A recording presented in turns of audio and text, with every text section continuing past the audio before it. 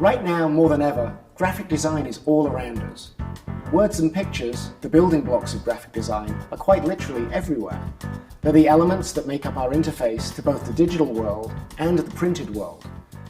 And as graphic design elements become more prevalent in our lives, graphic design as a practice becomes more important in our culture, and there's an increased need for more graphic designers.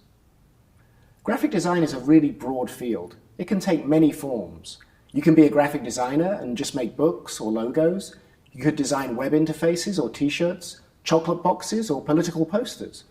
But what all of these specialized areas of graphic design have in common is that design is being used to represent a product or an idea or a message and convey that to an audience.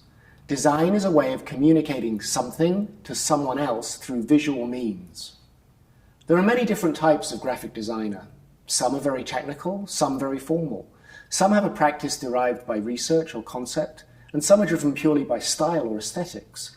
Others by the desire to experiment, but they all deal with controlled communication through text and image.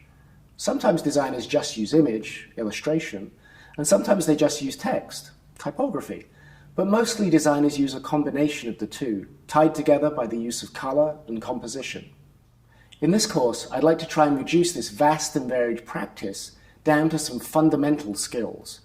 These are the building blocks you need to master in order to be able to eventually build something more complex and refined, and they're going to be relevant to pretty much every specialized area of graphic design.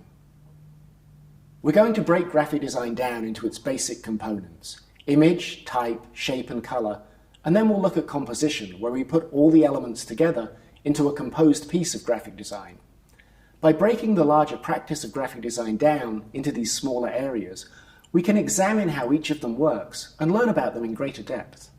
I don't just want you to watch a video of someone talking about design, I want you to make design, to get your hands dirty, to get excited about making. So this fundamentals course is going to be a practical one.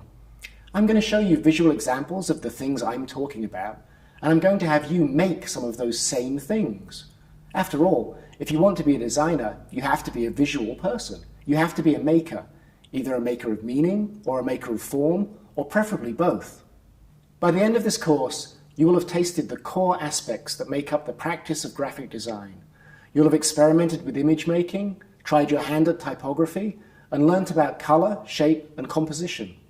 Hopefully, you'll have acquired an appetite to develop those skills, a desire to continue to build your skills, with the ultimate goal of becoming a successful graphic designer.